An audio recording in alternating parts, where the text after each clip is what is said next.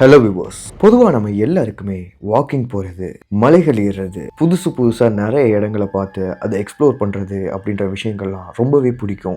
ஆனால் நம்ம அப்படி போகிறப்போ எங்கேயாவது மாட்டிக்கிட்டோம்னா, உதவிக்கு யாரும் கூட இல்லைன்னா, நம்ம இருக்கிற இடத்துலையே நம்மளோட கை கால்களை அசைக்க கூட முடியாமல் ஒரு நரக வேதனையை அனுபவிச்சு ரொம்பவே கஷ்டப்பட்டா எப்படி இருக்கும்? அந்த மாதிரி நம்ம நெஞ்ச பதற வைக்கிற ஒருத்தரோட கதையை தான் இன்னைக்கு நம்ம வீடியோவில் பார்க்க போகிறோம். And welcome to horror family. நான் உங்கள் ஹாரர் தமிழன்.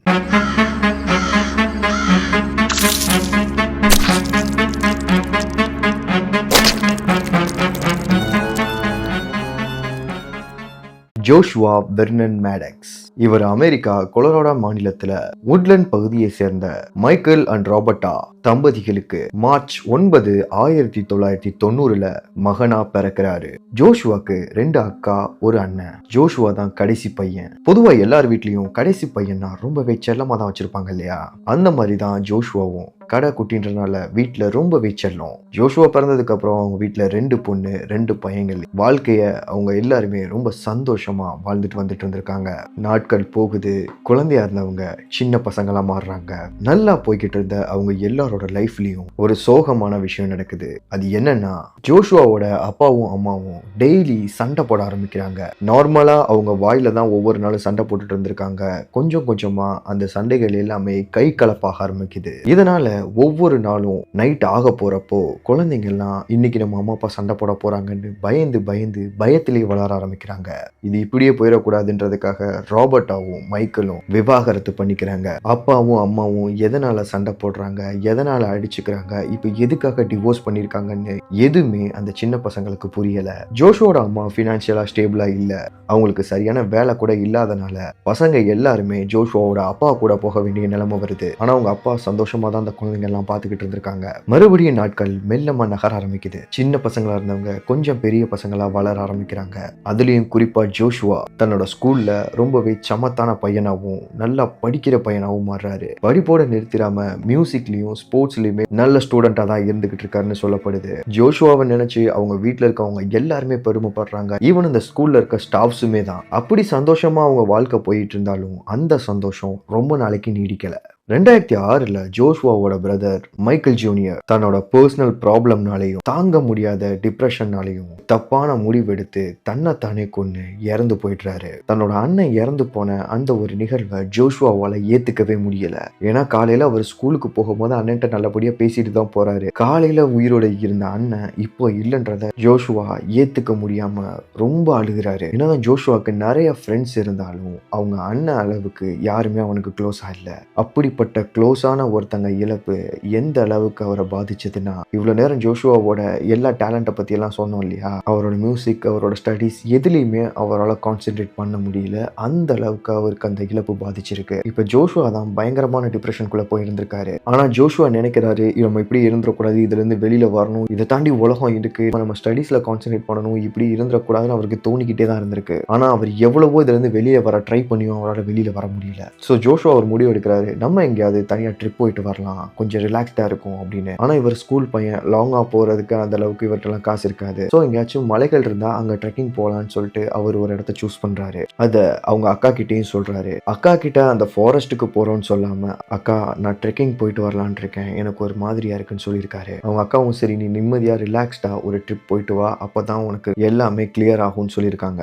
ஜோஷுவாக்கு வயசு 18 தான். மே 8, 2008 ஜோஷுவா தன்னோட ட்ரெக்கிங்காக கிளம்புறாரு. அவர் வீட்டை விட்டு கொஞ்சம் தூரம் தள்ளி போய் நின்று அவங்களோட மூத்த அக்காவுக்கு, அக்கா நான் போயிட்டு வரேன்னு பாய் சொல்றாரு. அவங்க அக்காவும் சந்தோஷமா பாய் சொல்றாங்க. ஆனா அவங்க அக்காவுக்கு தெரியல அதுதான் அவங்க ஜோஷுவாவை பார்க்க போற கடைசி நாளுன்னு. மார்னிங் 6 மணிக்கு ட்ரெக்கிங் கிளம்பின தன்னோட தம்பி சாயந்தரம் 7 மணி ஆகியும் வீட்டுக்கு வரல. இது அவங்க அக்கா தன்னோட அப்பா கிட்ட சொல்றாங்க. அவங்க அப்பா ரொம்பவே பதறிடுறாரு. ஜோஷுவாவோட ஃப்ரெண்ட்ஸ் வீட்டுக்கு எல்லாருக்கும் கால் பண்ணி ஜோஷுவா அங்க இருக்கானான்னு எல்லா டீமே கேட்கிறாரு. இல்ல அங்கிள், ஜோஷுவா இங்க வரவே இல்லை, அவன் யாருக்கிட்டையுமே இப்ப சரியா பேசுறது கிடையாது அப்படின்னு சொல்லியிருக்காங்க ஃப்ரெண்ட்ஸ் எல்லாம். இதனாலேயே அவங்க அப்பா ரொம்பவே பயந்து போயிடுறாரு. ஆனாலும் அவங்க அக்கா, இல்லப்பா, அவன் இன்னைக்கு ஒரு நாள் எங்கேயாவது ரிலாக்ஸா தங்கி இருந்துட்டு காலையில வர பிளான் பண்ணிட்டு இருப்பான், நீங்க பயப்படாதீங்க, நம்ம காலையில பாத்துக்கலாம் அப்படின்னு போயிட்டாங்கன்னு சொல்லிடுறாங்க. டிப்ரெஷனா இருக்குன்னு வீட்டுக்கு சொல்லிட்டு போன ஒரு பையன் காலையில ஆகியுமே வீட்டுக்கு வரல. ஆனாலும் அவங்க வீட்டுல இன்னும் 2 நாள் வெயிட் பண்ணி பார்த்திருக்காங்க. ஜோஷுவாவை பத்தின எந்த ஒரு தகவலுமே கிடைக்கல. ஜோஷுவா காணாம போய் 4 நாளுக்கு அப்புறமா அவங்க வீட்டுல இருந்து போலீஸ்ல கம்ப்ளைண்ட் பண்றாங்க. போலீஸும் கம்ப்ளைண்ட் எடுத்துட்டு முடிஞ்ச வரைக்கும் எல்லா பக்கமும் தேடி பார்க்கறாங்க. ஆனா ஜோஷுவா எங்க தேடியுமே கிடைக்கல. ஒவ்வொரு நாளும் ஜோஷுவாவோட அப்பா அவருமே தன்னால முடிஞ்ச அளவுக்கு எல்லா இடத்துலயும் தேடி பார்ப்பாரு. அதுக்கப்புறம் ஜோஷுவாவோட அக்கா என்ன சொல்லியிருக்காங்கன்னா, அப்பா அவனுக்கு 18 வயசு ஆயிடுச்சு. அவன் என்னதான் டிப்ரெஷன்ல இருந்தாலும் அவன் ரொம்ப திறமைசாலி. அவனுக்கு இருக்கிற திறமைக்கு அவன் எங்கேயாவது போய் நல்லபடியா தான் வாழ்ந்துட்டு இருப்பான்னு சொல்லியிருக்காங்க. ஆனாலும் ஒவ்வொரு நாள் இன்னைக்கு அவன் வீட்டுக்கு வந்துட மாட்டானா, நாளைக்கு வந்துட மாட்டானான்னு அவங்க அப்பா ஏங்கி ஒவ்வொரு நாளும் தவிச்சுக்கிட்டு இருந்திருக்காரு. நாட்களும் கொஞ்சம் கொஞ்சமா போகுது. நாட்கள் வாரங்கள் ஆகுது, வாரங்கள் மாதங்கள் ஆகுது, மாதங்கள் வருடங்கள் ஆகுது. ஆனாலும் ஜோஷுவாவை பத்தின எந்த தகவலுமே கிடைக்கல. 2015 ஆகஸ்ட் 6ஆம் தேதி சக் மர்பி அப்படின்றவரு 1950 கட்டப்பட்டு கைவிடப்பட்ட தன்னோட பூர்வீக பழங்கால வீட்டை இடிச்சிட்டு ஒரு புது வீடு கட்டலான்றதுக்காக அந்த ஊருக்கு வராரு. அவர் வரும்போதே நிறைய வேலையாட்களை கூப்பிட்டுட்டு அந்த வீடை இடிக்கிறதுக்கு வந்திருக்காரு. அந்த வேலையாட்கள்லாம் வந்த உடனே அந்த வீட்டை இடிக்க ஆரம்பிக்கிறாங்க. அப்போதான் ஷக் மர்பியும் அங்க வேலை செஞ்சுக்கிட்டு இருந்த வேலையாட்களும் மிரண்டு போற மாதிரி ஒரு விஷயத்த பாக்குறாங்க. இப்ப இருக்கிற மாடர்ன் வீடுகள் எதுலயும் சிம்னி இருக்காது. ஆனா பழங்காலத்துல வீடை கதகதப்பா வச்சுக்கிறதுக்காக குளிர் பிரதேசங்கள்ல கண்டிப்பா எல்லாரோட வீட்லயும் சிம்னி இருக்கும். அப்படிதான் அந்த கைவிடப்பட்ட வீட்லயும் சிம்னி இருந்திருக்கு. அந்த வீடை இடிக்கிறப்போ அந்த சிம்னியும் சேர்த்து இடிச்சிருக்காங்க. அந்த சிம்னிக்குள்ள ரொம்பவே கோரமான இறந்து பல மாதங்களா அழுகி காஞ்சு போன நிலையில ஒரு பாடி உள்ள இருந்திருக்கு. ஷக் மர்பியும் உடனே இதை போலீஸ்க்கு இன்ஃபார்ம் பண்றாரு. போலீஸ்காரங்களும் உடனே அந்த இடத்துக்கு வந்து அங்க இருக்கிற அந்த எலும்பு கூட லேபுக்கு அமிச்சு டெஸ்ட் பண்ண சொல்றாங்க. லேப்ல டெஸ்ட் பண்ணி ரிசல்ட்டும் வருது. அந்த லேபோட சீஃப் டெக்னீஷியன் என்ன சொல்றாருன்னா, அந்த இறந்து போன பாடியோட பல்ல வச்சு இது 2008 காணாம போன ஜோஷுவாவோட பாடி தான் சொல்றாரு. அப்ப இந்நேரத்துக்கு உங்களுக்கு ஒரு கேள்வி வந்திருக்கணும், அப்ப இது ஒரு மர்டர் கேஸ், அவனை யாரோ கொன்னு அந்த சிம்னிக்குள்ள இறக்கியிருக்காங்கன்னு தோணும். ஆனா இந்த கேஸ் ரொம்பவே குழப்பமா இருந்துச்சு. யாராவது அவரை கொண்டிருந்தாங்க அப்படின்னா உடம்புல ஏதாவது காயம் இருக்கணும் இல்லையா? அவருக்கு எந்த ஒரு காயமும் இல்லை. ஆனா அவர் முழுக்க முழுக்க ரொம்பவே கஷ்டப்பட்டு தான் இறந்து போயிருக்காரு. அதுல இந்த கேஸை ரொம்பவே தீவிரமா இன்வெஸ்டிகேட் பண்ண ஒருத்தர் சொன்ன தியரி தான் இது. அந்த காட்டுக்குள்ள அவர் தனியா ட்ரெக்கிங் பண்ணி போயிருந்தப்போ ஏதோ ஒரு ஆபத்தை அவர் உணர்ந்திருக்கலாம். அது மிருகமாவோ இல்ல யாரோ அவரை தனியா ஃபாலோ பண்ணிட்டு இருந்திருக்க மாதிரியோ கூட உணர்ந்திருக்கலாம். அப்போதான் அவர் கண்ணுக்கு இந்த வீடு தட்டுப்பட்டு இருந்திருக்கு. சரி, இந்த வீட்டுக்குள்ள நம்ம போனா பாதுகாப்பா இருப்போம்னு நினைச்சு அவர் அந்த வீட்டோட கதவை திறக்க ட்ரை பண்ணியிருந்திருக்காரு. ஆனா அந்த கதவு லாக் பண்ணப்பட்டிருக்கு. பயத்தோடையும் பதட்டத்தோடையும் இருந்த ஜோஷுவா நம்ம அந்த மேல இருக்கிற சிம்னி வழியா உள்ள போனா வீட்டுக்குள்ள போயிடலாம்னு நினைச்சு மேலே ஏறி இருக்காரு. ஆனா அவர் பண்ண தப்பு அந்த சிம்னில தலைகீழ இறங்கினது. பழங்கால சிம்னி இல்லையா? அவர் உடம்பு உள்ள போக போக ரொம்பவே குறுகலா போய்கிட்டு இருந்திருக்கு.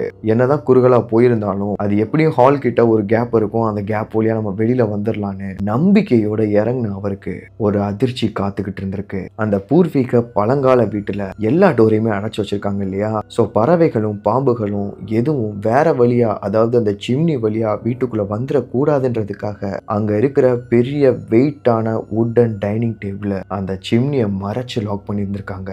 இதனால ஜோஷுவாவால அந்த வீட்டுக்கு உள்ளேயும் போக முடியல, வீட்டை விட்டு வெளியில வரவும் முடியல. அது ஒரு ஆள் நடமாட்டமே இல்லாத ஒரு காட்டு பகுதி. அவர் எவ்வளவோ கத்தி முயற்சி பண்ணியிருந்திருப்பாரு. ஆனா அவர் என்னதான் கத்தியிருந்தாலும் அங்க யாருக்குமே கேட்காது. அந்த சிம்னிக்குள்ள அவரோட உடலை அசைக்க முடியாம அவரோட உடம்புல இருக்கிற ஒட்டுமொத்த ரத்தமும் தலைக்கு வந்து மூச்சு விட முடியாம இரவுல இருக்கிற அதிகப்படியான குளிர் அவருக்கு ஹைப்போதெர்மியாவையும் ஏற்படுத்தியிருக்கும்னு சொல்லப்படுது. அவர் குறைஞ்சது எப்படியும் ஒரு 40 மணி நேரமாவது கஷ்டப்பட்டு துடிதுடிச்சு தான் இறந்திருப்பாங்க அப்படின்னு சொல்றாங்க. ஏதோ ஒரு மூலையில காணாம போன நம்மளோட பையன் சந்தோஷமா வாழ்ந்துகிட்டு இருப்பான்னு நினைச்சுக்கிட்டு இருந்த மைக்கேல் இப்படி சொல்றதை கேட்டு நொறுங்கி போயிடுறாரு. இதை பற்றின டீட்டெயில்ஸ் நான் கலெக்ட் பண்ணுறப்போ எனக்கே மூச்சு முட்டிடுச்சு. ஆக்சுவலாக நம்மளோட ஃபாலோவர் தான் எனக்கு இன்ஸ்டாகிராமில் இவரை பற்றின டீட்டெயில்ஸ் எல்லாமே இங்கிலீஷில் இருக்குது, நீங்கள் கொஞ்சம் அதை பற்றி தமிழில் பேசுங்கன்னு சொல்லி கேட்டிருந்தாரு. இதை பற்றின உங்களோட கருத்துக்கள் என்னன்றதை கமெண்ட்டில் சொல்லுங்கள். இன்னும் வேறு ஏதாவது டாபிக்ஸை பற்றி நான் பேசணுன்னாலும் சொல்லுங்கள், கண்டிப்பாக பேசலாம். நாளைக்கு ஒரு வீடியோவில் வந்து உங்களை சந்திக்கிறேன். பாய்.